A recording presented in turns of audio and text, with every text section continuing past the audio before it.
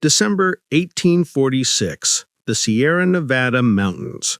22 feet of snow burying makeshift shelters, and inside those shelters, 87 American pioneers facing a choice no human being should ever have to make. This is the story of humanity's darkest taboo, a practice so disturbing that we've spent centuries trying to erase it from history.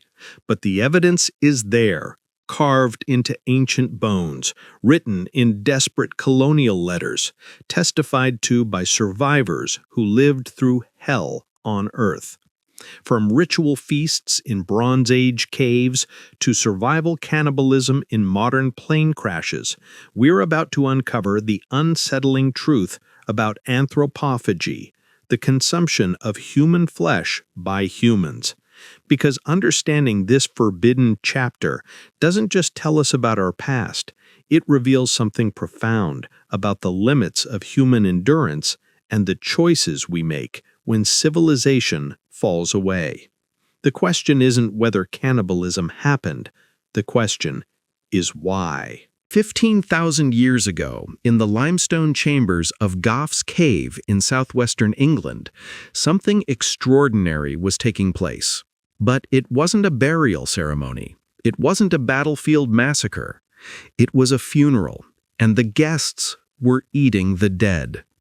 Archaeologists discovered human bones at Gough's Cave bearing unmistakable marks, cut marks from stone tools, fractures to extract marrow, and human teeth marks. The skulls had been deliberately shaped into cups. The flesh had been carefully removed. And this wasn't an isolated incident born from starvation. This was ritual. This was culture. Dr. Sylvia Bello from the Natural History Museum in London analyzed similar remains from across northwestern Europe, all dating to the same period, all showing the same pattern. The Magdalenian people weren't burying their dead. They were consuming them as part of their funerary practices. Instead of graves, they offered the ultimate act of incorporation, bringing their loved ones' bodies into their own. This represents the oldest confirmed evidence of cannibalism as a cultural practice, not survival, not madness, tradition. But the Magdalenians weren't alone. Jump forward thousands of years to Bronze Age Crete. At Knossos, researchers uncovered the mixed remains of children and sheep, sacrificed and eaten together in ritual ceremonies. Ancient Roman accounts describe the Celts in Britain practicing sacrificial cannibalism, claims now supported by archaeological evidence showing cut marks and processing identical to animal butchering. Across the Pacific, the story repeats. The Fore people of Papua New Guinea consumed their deceased relatives until the 1960s, believing it protected bodies from decay and dangerous spirits. The Wari of the Brazilian Amazon practiced both forms of cannibalism, eating enemies as acts of warfare dominance and consuming deceased family members in elaborate funeral rites that could take 2 weeks to complete. In these cultures, eating the dead wasn't horror. It was honor. It wasn't destruction. It was preservation. But then there's the other kind, the kind born not from ritual, but from desperation. Spring 1846. Springfield, Illinois. The Donner and Reed families loaded their wagons with everything they owned. 87 pioneers total, including children and elderly, heading west for California and the promise of a new life. They had no idea they were riding toward one of the darkest chapters in American history. The journey started with optimism, but mistakes compounded. They departed late in the season. They took an untested shortcut through the Great Salt Lake Desert that cost them 3 precious weeks. And when John Snyder, a teamster, whipped his oxen in frustration, James Reed stabbed him to death in a rage. Reed was banished, the group splintered, and precious time slipped away. By late October, they reached the Sierra Nevada, nearly depleted of food. Then, on October 28th, An early winter storm buried them in snow. Not 2 feet, as they'd hoped, 22 feet of snow that would trap them for 4 months. At first, they ate their oxen, then their horses, then dogs and cats, then boiled leather and tree bark. But winter in the Sierra Nevada is merciless. Temperatures plunged below zero. More people died from starvation, frostbite, and disease. And the survivors faced an impossible calculation: die with dignity or do the unthinkable to survive.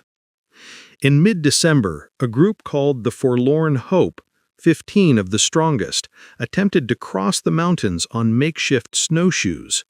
3 weeks later, only 7 survived the trek to find help. They had eaten their dead along the way. Back at the camps, conditions deteriorated into nightmare. Witnesses who later arrived described human bodies scattered and mutilated. Survivors confessed to cannibalism, though many struggled with the admission for the rest of their lives. 7-year-old Mary Donner later said, "I could not help it. I had eaten nothing for days, and I was afraid to die." The most disturbing case involved Louis Keseberg, a German immigrant who was found alone when the 4th Rescue Party arrived in April. He had reportedly eaten the remaining survivors, including 2 children. Accusations of murder followed him for decades. When rescue finally came, only 48 of the original 87 had survived. Families were destroyed, children were orphaned, and the survivors carried a burden heavier than starvation, the knowledge of what they'd done to stay alive. Nancy Graves, who was 9 during that winter, reportedly never recovered from eating her mother and brother. She refused to acknowledge her involvement for the rest of her life. Some survivors, like Mary Graves, channeled their trauma into grim determination. Others, like Virginia Reed, converted to Catholicism after witnessing the power of prayer in the camps. But here's what's remarkable. The Donner Party's story did little to slow westward migration. Americans read the accounts, were horrified, and kept moving west anyway, because the promise of California was worth the risk, even that risk. October 13th, 1972. A Fairchild turboprop carrying 45 people, most of them a Uruguayan rugby team called the Old Christians Club, took off from Mendoza, Argentina, bound for Santiago, Chile. Weather had already delayed them 1 day. Now they were flying through the Andes Mountains in a plane that couldn't climb high enough to clear the peaks directly, so the pilots chose a route through a mountain pass. But they made a fatal miscalculation. Believing they'd cleared the mountains, they began their descent too early. At 3:30 in the afternoon, the plane struck a ridge. The right wing tore off, then the left. The fuselage, with 33 survivors inside, slid down the mountain and crashed onto a glacier at 11,500 feet. 12 died in the initial impact. 5 more died the first night, and the rest faced a brutal reality. They were stranded in one of the harshest environments on Earth, with temperatures plunging well below zero at night. No winter gear, and only candy bars and wine for food. The search was called off after 8 days. The white plane was invisible against the snow-covered peaks. The survivors, listening on a makeshift radio, learned the world had given up on them. After a few days, Roberto Canessa later recalled, "We were feeling the sensation of our own bodies consuming themselves just to remain alive." They knew the answer to their crisis, but it was too terrible to contemplate. Eventually, after prayer and agonizing deliberation, all but one agreed they would eat the dead to survive. They made a pact. If we die, we would be happy to put our bodies to the service of the rest of the team. Some compared it to the Eucharist, to Holy Communion, the body given so that others might live. 72 days after the crash, Two survivors, Nando Parado and Roberto Canessa, made an impossible 10-day trek through the Andes without proper equipment, using only material scavenged from the wreckage. They climbed over 14,000 feet, trekked more than 30 miles, and finally encountered a Chilean herdsman who alerted authorities. On December 22nd and 23rd, the remaining 14 survivors were rescued. Of the 45 who boarded the plane, only 16 survived. When the world learned they'd resorted to cannibalism, the reaction was swift and judgmental. But the survivors were unapologetic. "You can't feel guilty for doing something you didn't choose to do," Canessa told reporters. A Catholic priest determined they had acted only out of necessity and absolved them of sin. What's extraordinary is what happened next. The survivors didn't scatter in shame. They stayed connected. Every year on December 22nd, they gather with their families for a ritual commemoration. Many became motivational speakers. They wrote books. They inspired films. Alive in 1993 and Society of the Snow in 2023.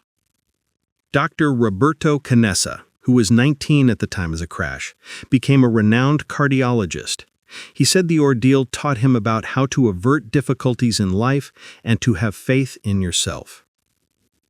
14 of the 16 survivors are still alive today. They watched their children grow to the same age they were on that mountain. And they've spent 5 decades telling the world that their story isn't about horror. It's about the power of community, the strength of the human spirit, and the impossible choices people make to protect each other.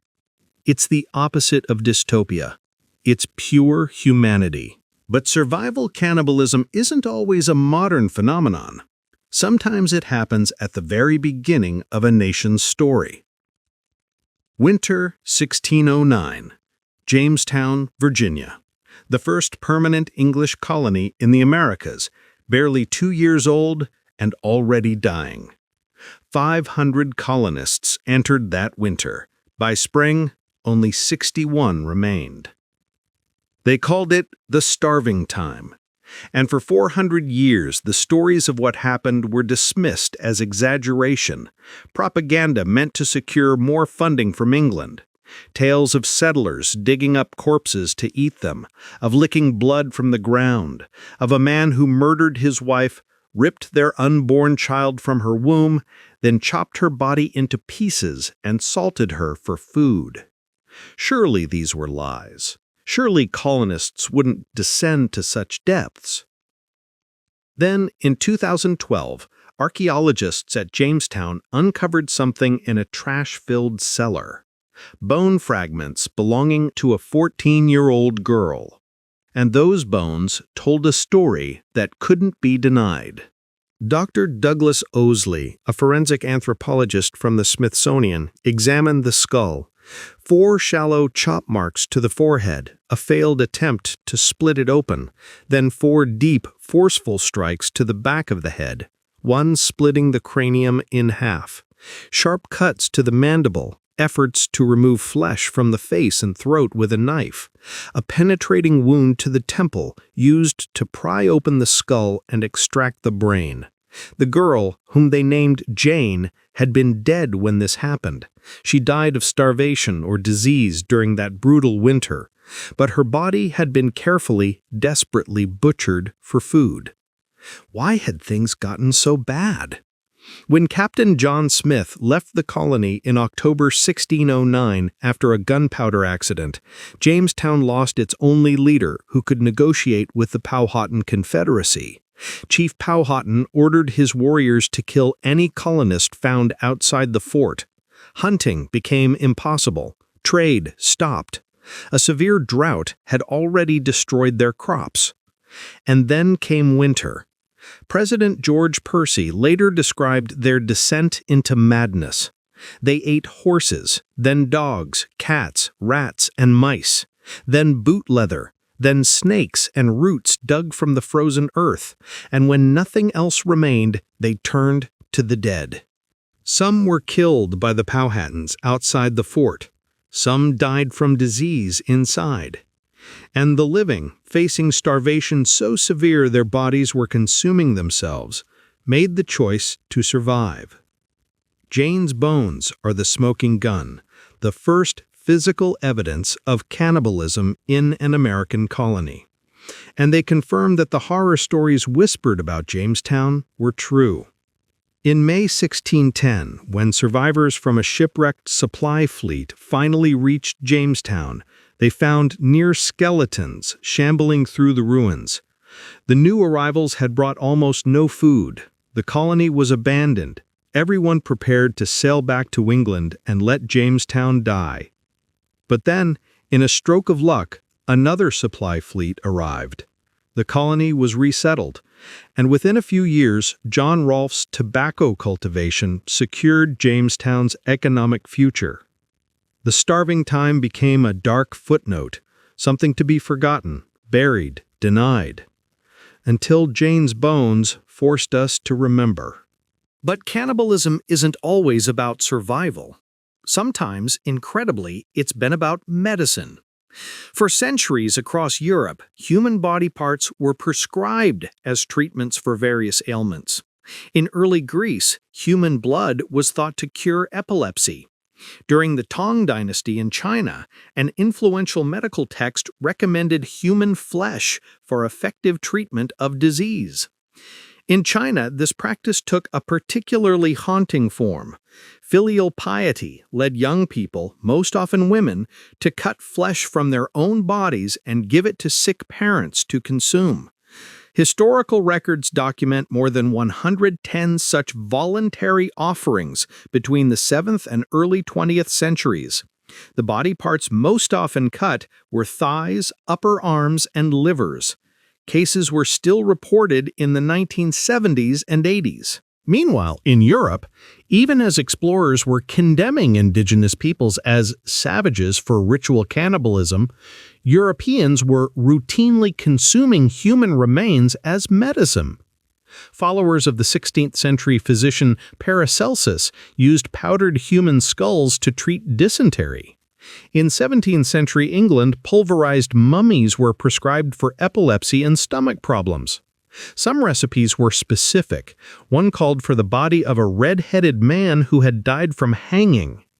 The practice reached its height in the 17th century and continued into the second half of the 19th century before modern medicine finally ended it. The irony is staggering. European colonizers justified conquest of the Americas by pointing to indigenous cannibalism as proof of savagery. Yet they were grinding up human bodies into powder and selling it in apothecaries across London and Paris. Cannibalism, it turns out, wasn't about civilization versus barbarism, it was about context. Look at these stories together and a pattern emerges. 3 distinct forms, 3 different motivations. Ritual cannibalism, consuming the dead as part of cultural or religious practice. The Magdalenians shaping skulls into cups. The Four People honoring their deceased. The Aztecs incorporating sacrificial victims into religious ceremony. Survival cannibalism, eating human flesh only when facing death from starvation. The Donner Party in the Sierra Nevada, the Uruguayan rugby team in the Andes, the Jamestown colonists during the starving time, and pathological cannibalism, driven by mental illness or criminal psychopathy, serial killers like Jeffrey Dahmer and Andrei Chikatilo, Armin Meiwes, who found a willing victim on the internet. Each type tells us something different about humanity. The ritual forms challenge our assumptions about what's culturally acceptable, revealing that our modern taboos aren't universal or eternal. The survival cases force us to confront the limits of morality in extreme circumstances. And the pathological instances remind us that some human behaviors exist far outside the bounds of normal psychology. But here's what connects them all. Cannibalism has always been more complex than the simple horror we imagine. It's been wrapped up in love, in desperation, in tradition, and madness. It's been practiced by Neanderthals and modern humans, by ancient civilizations and contemporary survivors, by cultures we admire and criminals we condemn. The question anthropologists still debate is why it largely disappeared as a widespread practice. Was it moral evolution, cultural pressure, the spread of monotheistic religions that codified it as sin, or simply that modern food systems made it unnecessary? The answer is probably all of these, but the taboo remains powerful precisely because the practice once existed. We don't create strict rules against things that never happen. Today, cannibalism is one of our strongest taboos. It appears in our darkest fiction, from Hannibal Lecter to survival horror. We use it as shorthand for the complete breakdown of civilization, the point of no return. But the real stories are more nuanced than that. The survivors of the Andes crash didn't become monsters. They became doctors, motivational speakers, fathers. They gather every year to celebrate life, not to mourn their choices. They've spent 50 years arguing that what they did in the mountains wasn't the end of their humanity, it was the proof of it. The colonists at Jamestown who ate their dead didn't just survive, they built the foundation of what would become the United States. Their descendants spread across a continent. The horror of that winter didn't define them. Their endurance did. Even the Donner Party survivors, despite the trauma and stigma, mostly went on to live full lives. Virginia Reed wrote extensively about the journey. The Breen family prospered in California. William Eddy nearly murdered Louis Keseberg in revenge, but was talked down by James Reed, choosing civilization over vengeance. What does this tell us? That humans are capable of extraordinary evil? Yes, but also extraordinary resilience. That we can do terrible things and still return to being decent people. That the line between civilization and savagery isn't as clear as we'd like to believe. Cannibalism, in all its forms, is a mirror. It reflects our capacity for both ritual respect and desperate survival, for both cultural tradition and moral transgression. It's a practice that simultaneously horrifies us and fascinates us because it represents the extreme edges of human experience. And perhaps that's why these stories endure, not because we want to celebrate cannibalism, but because we need to understand the full spectrum of what humans are capable of, both the beautiful and the terrible, when pushed to the absolute limit. The hidden history of cannibalism isn't just about the past. It's about the question we all hope we never have to answer. What would you do to survive? How far would you go to save the people you love? And when civilization falls away, what's left of the person you thought you were? These are the questions that haunt us, because deep down, we know the truth. We'd like to believe we'd choose death over dishonor. We'd like to think we're above such things. But history suggests otherwise. History suggests that when faced with impossible choices, most of us would choose life, even if it cost everything we thought we believed about ourselves. That's the real horror of cannibalism. Not that it happened, but that we understand why.